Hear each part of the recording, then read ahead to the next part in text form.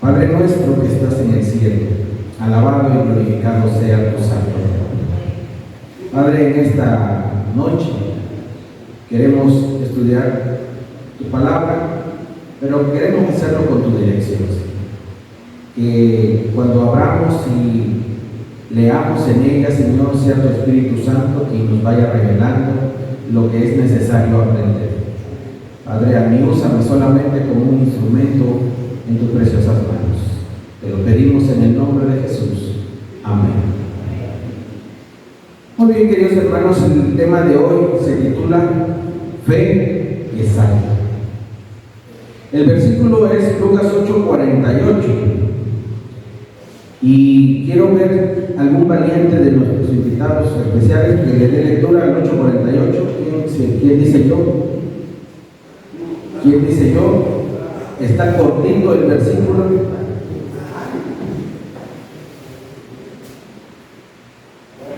Léale, de lectura, por favor. Y él le dijo: hija, tu fe te ha salvado, ve en paz. Amén. Gracias. ¿Cuál es su nombre, hermano? Efraín. Gracias, mi hermanito Efraín. Esta lectura hay una declaración especial que Jesús está haciendo aquí. No es una declaración exclusiva, pero es especial. No es exclusiva porque también se la declaró a otras personas, pero es especial en lo que enfatiza.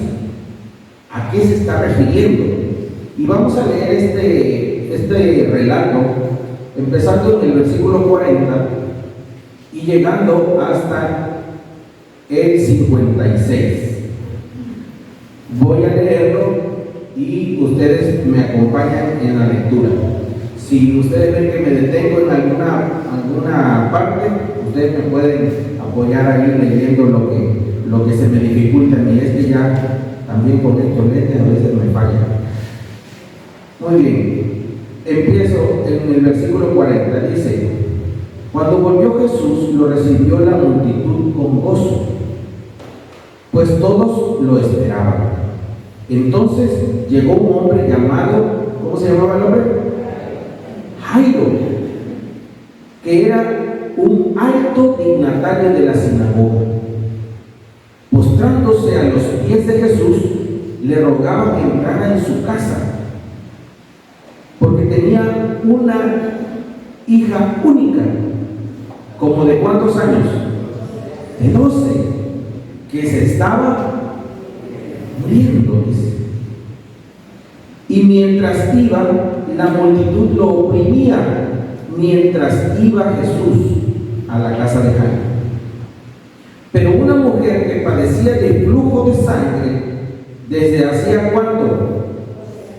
12 años.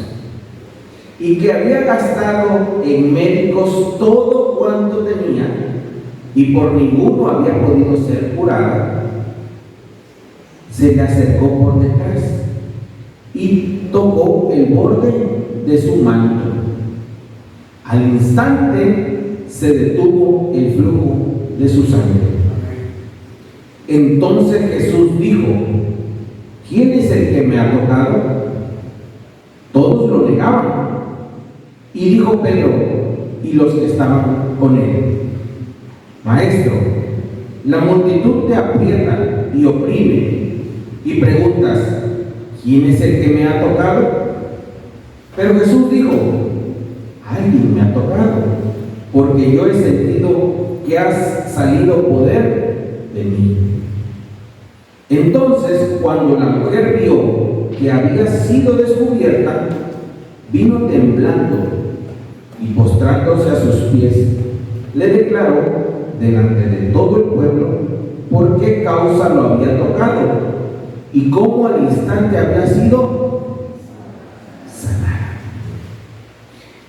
Entonces él le dijo, el versículo 48: hija, tu fe te ha salvado, ve en paz.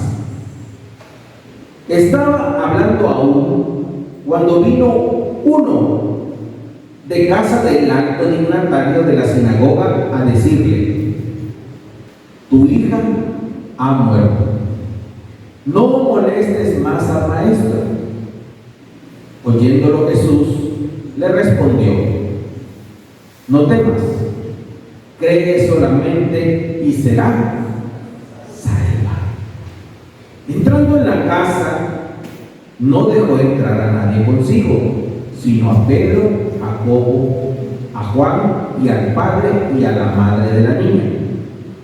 Todos lloraban y hacían lamentación por ella, pero él dijo: no lloréis, no está muerta, sino que duerme.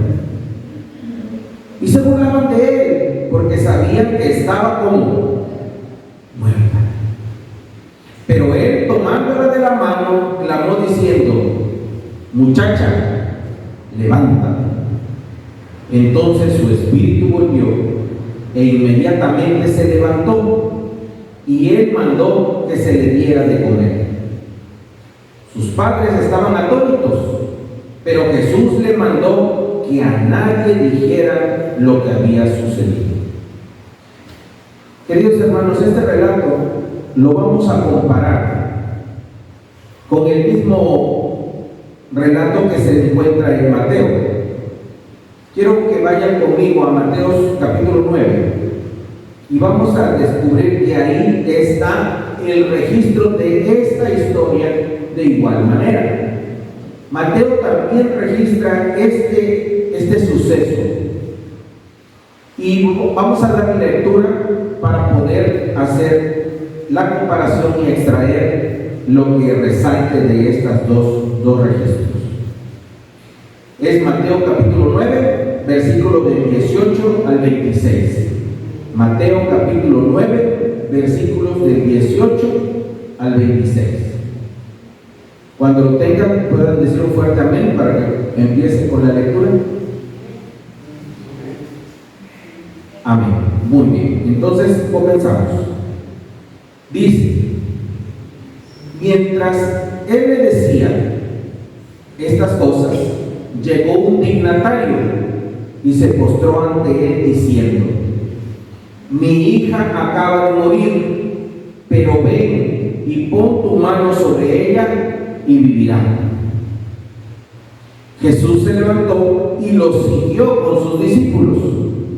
En esto, una mujer enferma de flujo de sangre desde hacía 12 años se le acercó por detrás y lo tocó. Y tocó el borde de su manto. Porque se decía a sí misma: con que solo tocar su manto seré salvo. Pero Jesús, volviéndose y mirándola, dijo: ten ánimo, hija, tu fe te ha salvado. Y la mujer fue salva desde aquella hora.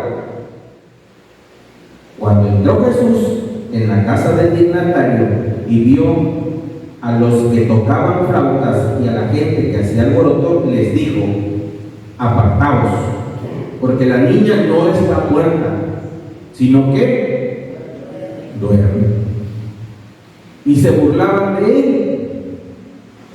Pero cuando la gente fue echada afuera, entró y tomó la mano de la niña, y ella se levantó. Y se difundió esta noticia por toda aquella tierra. Ahora observan que hay algunas diferencias. ¿Se dan cuenta? En los dos relatos es en la misma situación, pero está redactado de forma distinta. Aquí hay diferencias también bastante significativas, pero nos vamos a centrar en las coincidencias. ¿En qué coinciden estos relatos nuevamente? Coinciden en la fe. Nuevamente, ¿qué resaltan estos relatos? ¿Por qué recibieron estos dos personajes algo ese día, en ese momento? Cada uno por la fe. Y a la mujer le dijo una cosa cuando recibió, y al dignatario le dijo otra cuando recibió. Esto que Jesús expresa es lo relevante, porque, queridos hermanos, yo quiero que ustedes y yo meditemos en esto, porque es de la misma forma como Jesús nos habla a cada día a nosotros. Jesús quiere tocar nuestras vidas y de muchas formas, como está relatado en la Biblia, lo quiere hacer y quiere declararte, según cada caso, algo especial, como al dignatario. Al dignatario le dijo de una forma diferente a como le dijo a la mujer. A la mujer le dijo: tu fe te ha salvado, ten ánimo. Ánimo. Al dignatario solamente le dijo que creyera. Si vemos aquí en este relato de Mateo, no encontramos esa declaración hacia el dignatario, solamente que fue. Porque aquí en este relato, el dignatario ya expresamente le dice a Jesús: mi hija ha muerto. En el otro relato no sucede así. En el otro relato dice que ya iban de camino cuando sus siervos llegaron de la casa y le dijeron: ya no molestes al maestro, ya tu hija murió. Y ahí es donde, ¿qué recibe de Dios? De Jesús. La palabra de ánimo. ¿Cómo le dijo en Lucas? Vamos a regresar a Lucas, que es el relato que está un poquito más detallado. En el versículo 50 del capítulo 8 de Lucas se registra la respuesta de Jesús.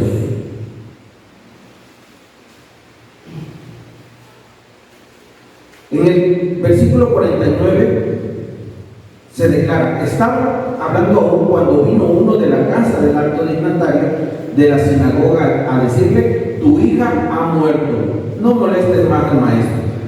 Versículo 50. ¿Cómo dice? Oyéndolo Jesús le respondió. ¿Y cómo le dijo? No temas.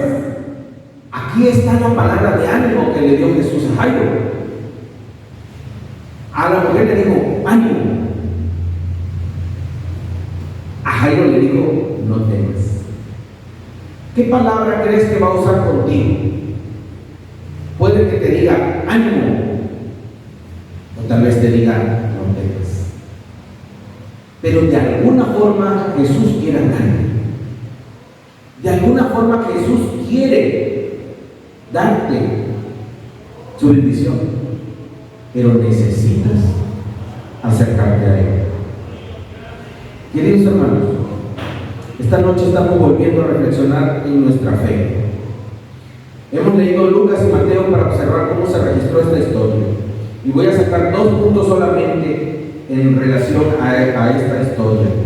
Hay muchas cosas más que encontrar aquí, pero por la premura de nuestro tiempo, vamos a concentrarnos en estas 2. Y como dije al principio, es reflexionar sobre la fe. Número 1, hermanos. La fe de un alto dignatario de la sinagoga, ¿en qué se diferencia de la fe del centurión que ya vimos la vez pasada? ¿Cómo le dijo al centurión y cómo le dice a este dignatario? Y observe la diferencia. Observe la diferencia, que este era un alto dignatario de la sinagoga. ¿Y se acuerdan lo que hablamos del centurión? ¿Qué era el centurión? Era un no convertido. Y los dos demostraron un tipo de fe. Por eso en aquella ocasión yo les decía: ¿cómo creemos? Cada quien tiene una manera particular. Y aquí vemos la de Jairo. Jairo tenía una forma, pero Jairo era conocedor, era un alto dignatario. Cuando dice un alto dignatario de la sinagoga, ¿qué ejemplo tenemos nosotros en nuestra iglesia? ¿Quién sería un alto dignatario? El primer anciano. Bueno, no creo el primero, porque en ese entonces, ¿quién era el primero? El sumo sacerdote, ¿no? ¿De qué? De posición, algo así como Gamaliel y estos personajes que estaban ahí los líderes, más o menos, ¿no? Pero como era una sinagoga, podemos más o menos coincidir con nuestro hermano Tonito, ¿no? Puede ser que en esa sinagoga era el representante, ¿no? de la sinagoga de ese lugar.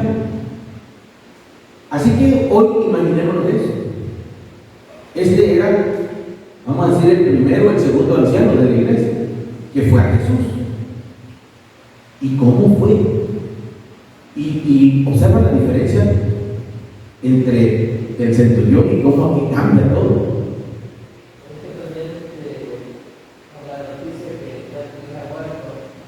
Claro.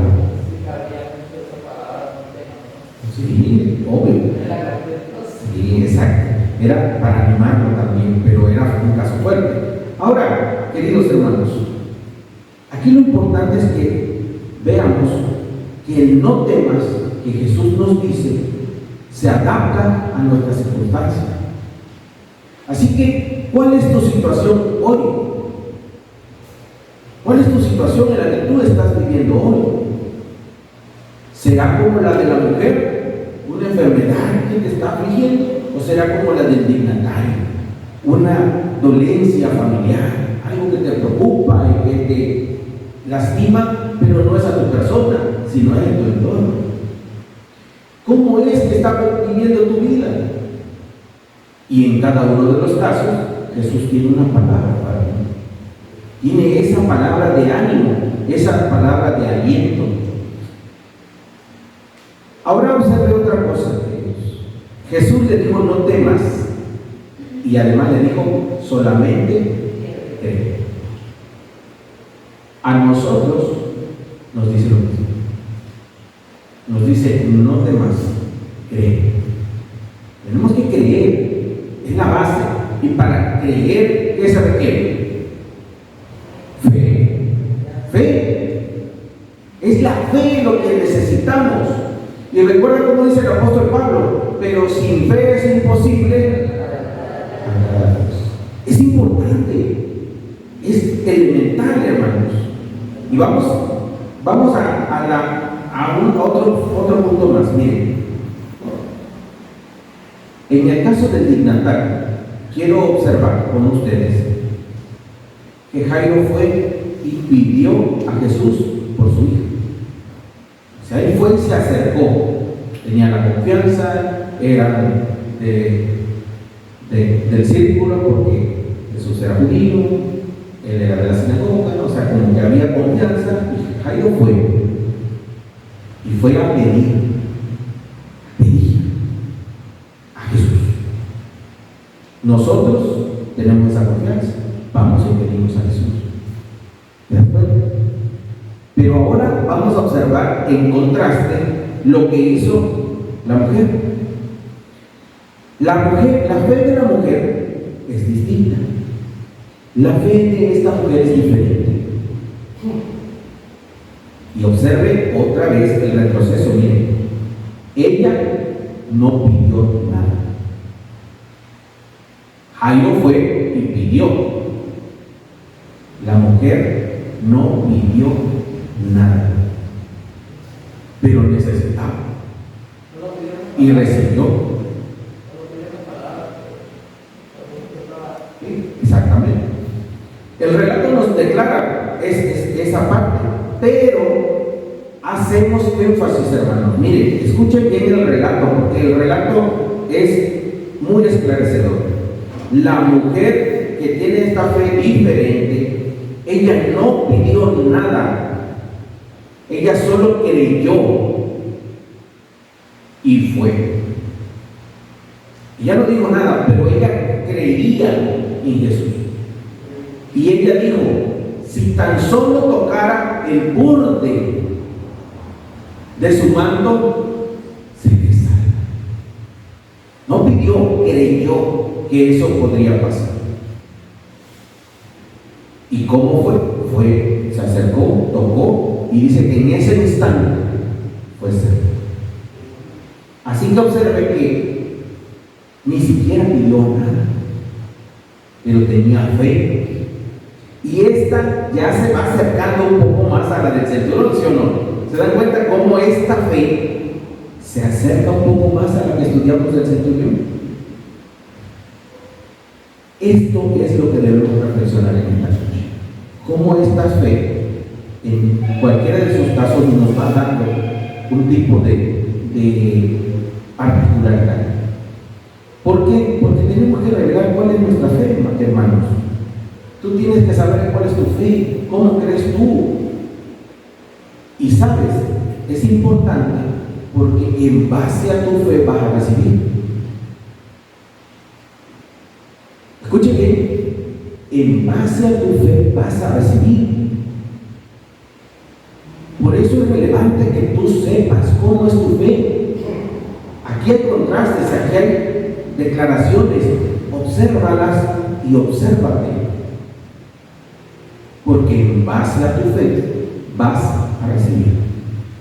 Y si tu fe se parece a la de la mujer, ni siquiera tendrías que pedir. Porque lo crees. Porque lo crees. Y crees en quién crees, en Jesús. Y recibirías. Porque Dios sabe y conoce. Pero a lo mejor tu fe es como la del alto dignatario. Y tienes la confianza y vas y te acercas a Jesús y oras y recibes. ¿Cuál es tu fe? ¿Cómo es tu fe? Queridos, no es una pregunta capciosa ni una pregunta difícil. Es una pregunta reflexiva. Solamente tú sabes cómo es tu fe. Y no tienes tampoco que asombrarte ni decir, ay, ¿cómo mi fe? ¿Cómo fe? No, hermanito. En la medida en lo que recibes, ahí tú puedes ver tu fe. Cuando tú has recibido, ahí está tu fe. Tristemente, la fe es algo fluctuante, vamos a decirlo así. En un momento tenemos y en otro momento dejamos de tener. ¿Qué decíamos del apóstol Pedro anoche? En un momento tuvo fe, dice, manda que yo camine sobre el agua, y va a caminar. ¿Cómo va esa fe? Bien. Pero de repente, ¡pum!, que se hunde. ¿Qué pasó con su fe? Es decir, así es la fe. La fe no es algo que ya tienes y ya. La puedes tener en un momento y en el otro, ¡pum!, estás en el suelo. Y eso es por eso que lo tienes que tú comprender. Tienes que entender. Hermanos, antes de seguir, o más bien, vamos a seguir reflexionando, pero quisiera repetirles la pregunta que les dije anoche, que yo les entregué anoche. ¿Por qué Jesús hacía milagros? Se los quiero repetir para contestarla en el final de la campaña. Quiero que hoy otra vez se lleven esta meditación en su mente. ¿Por qué Jesús hacía milagros? Y juntos la podremos responder al final. Antes de continuar a la conclusión, quisiera hacerles un comentario de una reflexión que tenía yo anoche. Mientras yo regresaba a Cozolecaca, me iba yo pensando en la iglesia de Lázaro Cárdenas. Y hoy, cuando estaba repasando el tema para concentrarme, no salía de mi mente que anoche me fui. Piense en la iglesia de Lázaro Cárdenas y en otra iglesia, la central, allá donde yo estoy, todos estamos en campaña. Pero ciertamente hay diferencias como en la fe. Y hoy en la mañana yo dije, es mi iglesia, la iglesia de Lázaro Cárdenas, y hoy quiero hablarlo con ustedes en este sentido. ¿Sabe? Yo me bauticé en la iglesia central y allí estuve mucho tiempo. Hoy pertenezco a la asociación de Benatitlán y a una iglesia de allá de Cozoacati. Pero para mí, mi iglesia siempre es y será la iglesia de la Salud. Esta es mi iglesia. Y anoche yo iba pensando, ay, mi iglesia. Yo desde cuándo conozco esta iglesia, y obviamente las cosas que uno recuerda y medita. Hermano, esta es mi iglesia. He estado en muchas iglesias, pero esta es mi iglesia, porque yo aquí fui un pequeño niño, aquí crecí, aquí conocí la palabra, en esta iglesia. Y la vez pasada yo recordaba con ustedes también en la anterior campaña, que yo recuerdo que empezamos allá en la casa de la hermana Valentina, el hermano Plácido, por allá íbamos. Ahí me acordaba de que me pegaba mis jalones de oreja el hermano Chacalín. Ese me jalaba la oreja porque yo la entrené. En ese entonces era diferente.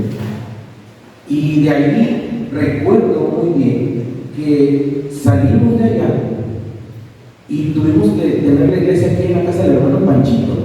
Estuvimos un tiempo en la casa del hermano Panchito. Ahí fue la iglesia después de allá con la hermana Valentina y el hermano Plácido. Y yo recuerdo que en la casa y tuvimos campañas en el patio de la casa del hermano Francisco, y ahí era mi recuerdo de pequeño.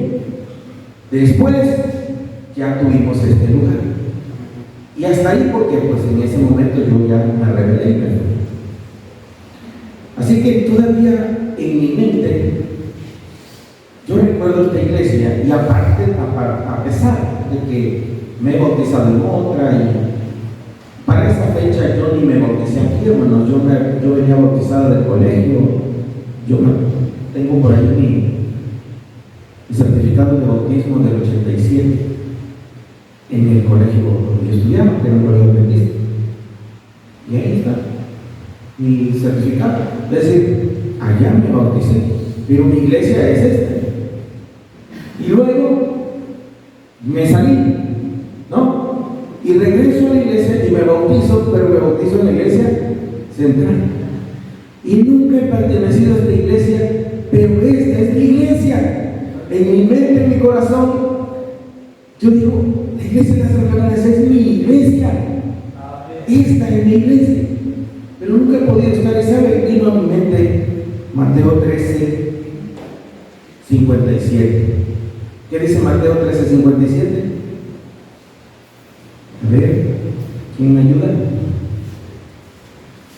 ¿Alguien que me ayude? Mateo 13, 57.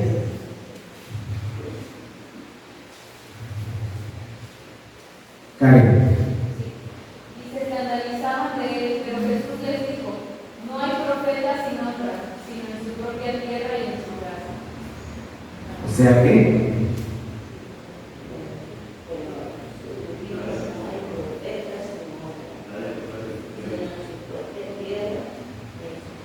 gracias, Arturo. Eso se reduce a nadie es profeta en su tierra. Y se dan cuenta cómo es verdad.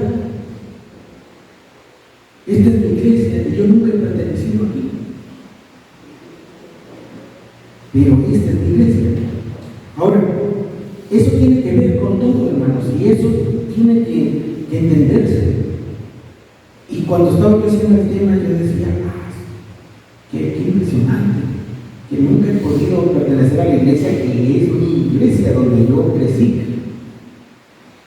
Pero sin embargo, cuando leí Mateo 13:57, dije, pero es por la obra de Dios, porque Dios te va ubicando en donde debes y no en donde quieres.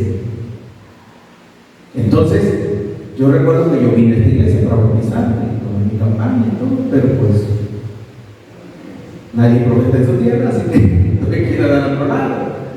Se cumple la palabra es verdad. Sí, claro, es verdad. Y me da gusto, hermanos, o sea, porque mire, o sea, la palabra lo respalda. ¿A dónde no le creyeron a Jesús según lo que acabamos de leer? En su propia tierra, en su propia casa. Así que vamos encendidos, ¿sí o no? Así es, así tenía que ser. Y entonces dices, no, mira, la Biblia lo declara y así tiene que ser. Pero el sentimiento, hermanos, por esta iglesia siempre está en mi corazón. Quisiera compartirles esto porque eso también tiene la prueba de la fe. Esa es la prueba de la fe. Porque cuando tú crees en Jesús, Él te va a poner en el lugar correcto. Cuando tú buscas a Jesús, Él te va a usar en el lugar correcto, en el punto correcto. No hay duda. No puedes dudar de Jesús. Queridos, ¿cuál es tu padecimiento o necesidad en esta noche? Cristo puede y quiere salvarte. A la entrada, mi hermano José Antonio me contaba de sus padecimientos y también me contaba un poquito brevemente de sus gustos. Y tenemos que orar por nuestro hermano José Antonio, porque fíjese que el hermano José Antonio tiene sus padecimientos, sus necesidades, y Jesús quiere salvarlo. Jesús quiere salvarnos. ¿Pero qué dijimos que hace falta, José? Fe. Jesús quiere salvarte, José. Así como esta mujer, mira, escuchaste que en el relato decía que la mujer había estado 12 años gastando sus recursos y no había podido ser sanada. ¿Escuchaste? 12 años. Pero Jesús puede sanar. Y Jesús la sanó. Le dijo, ten ánimo, se salva. Así que, pues, no hay nada imposible para Jesús, estimado José. Él quiere sanar. ¿Cuál es tu necesidad? Porque también tenemos la necesidad de Jairo y también tenemos otras necesidades que hemos visto a lo largo de esta campaña. ¿Cuál es tu necesidad? Y cualquiera que sea, Jesús quiere salvar. Esto es lo que es relevante, hermanos, en cada uno de los temas que hemos estado viendo. Esto es lo que se repite, la constante. Y primeramente Dios, vamos a contestar la pregunta al final de la campaña. Para concluir, mis hermanos, ¿cómo se llama la serie? Cristo entra en mí. Ese es el título de nuestra campaña. Queridos hermanos, hay muchísimo que aprender y meditar sobre la fe. Fe como el centurión, fe como el dignatario, fe como la mujer, pero lo más importante es creer en Cristo. Eso es lo más importante. Tú puedes ver la diferencia entre un relato y otro, cada quien lo observó. Mi hermano Gustavo se acercó allá también a decirme que él cómo apreciaba que la Biblia y los relatos bíblicos cambiaban cada vez. Así es esto, aquí lo estamos viendo. Mira cómo cada uno tiene una forma u otra, pero hay un punto medular que es lo más importante, y esto es creer en Cristo. Cristo ha declarado en su palabra lo siguiente, hermanos. Dice, yo soy el camino, la verdad y la vida. Así que ahí hay tres cosas: camino, verdad y vida, que son adjetivos propios de Jesús. Pero aunque la vida y el camino son importantes, ¿sabe que lo de la verdad es también a mí me ha dado la confianza de seguir la palabra? Porque si es la verdad, hermanos, eso me anima. Cuando yo leo que Cristo es la verdad, lo que leo digo, si Cristo lo dijo es verdad, y si es verdad, no tengo que temer, y eso me anima. Así que yo te lo comparto, hermanos, porque esto es lo más importante. Tenemos llamado. Vamos a tener nuestro canto de llamado en esta noche. Esta noche, queridos hermanos, vamos a orar por José Antonio, por Baldomero, por Gustavo, por Efraín, por nuestro hermano Enrique. Vamos a orar porque Dios toque estos corazones. Y vamos a orar meditando en este canto. Y quiero pedirle a mis hermanos que si durante el canto ustedes sienten el llamado de Jesús, puedan pasar al frente. Es para Baldomero, Efraín, Gustavo y José Antonio.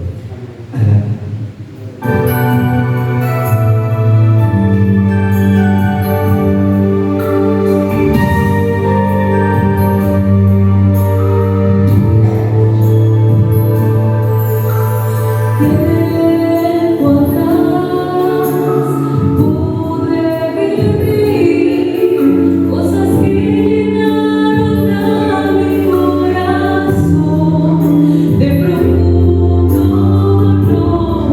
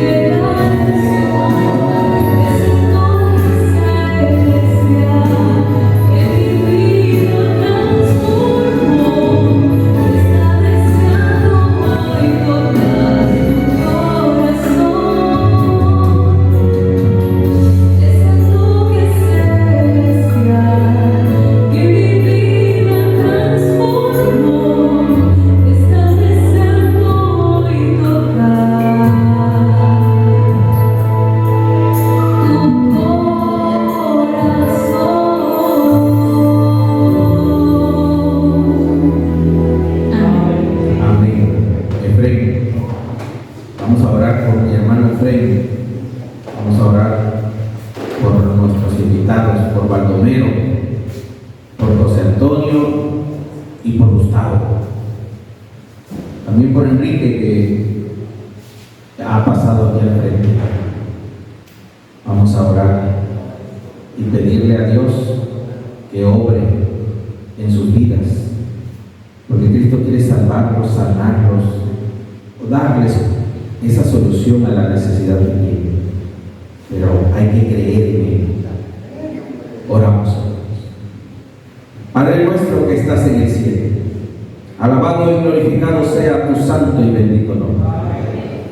Padre, ponemos en tus manos, en tus preciosas manos, Señor, la vida de mi hermano Efraín.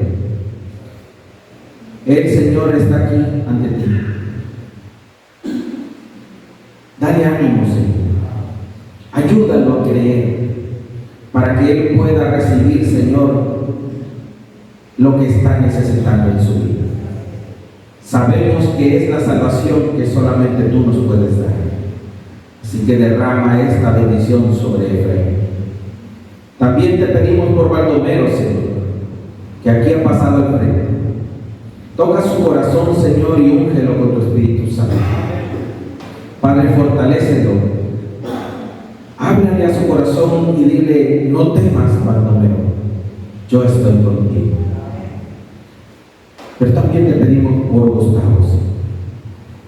Tú sabes que Él te conoce. Ayúdalo a ver con claridad el camino, Señor.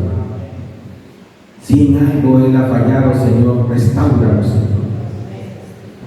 Derrama tu poder sobre Gustavo, Señor, y que Él vea que tú eres el camino, la verdad y la vida. Y en ese orden, Señor, Él pueda seguir tu camino, encontrar tu verdad para recibir esa vida que Dios quiere dar. También te ruego por José Antonio.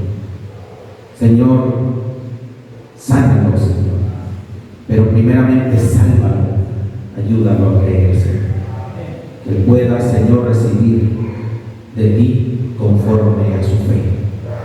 Padre, y a mi iglesia Lázaro Cárdenas, Señor, derrama tu Espíritu sobre cada uno de ellos. Padre, ámalos y hazlo resplandecer con esta iglesia. Que esta iglesia pueda ser una luz, Señor, en este lugar y que alcance a muchos otros que necesitan escuchar tu palabra. Señor, fortalécelos, dale fuerza, Señor, porque la tarea es ardua, pero de tu mano, Señor, todos podemos avanzar con paso firme, Señor. Bendice a la iglesia Lázaro Cárdenas y bendícela, Señor, con muchos intereses, Señor, para honrar y gloria de tu nombre. Te lo pedimos todo en el poderoso nombre de tu Hijo amado, Cristo Jesús. Amén. Gracias.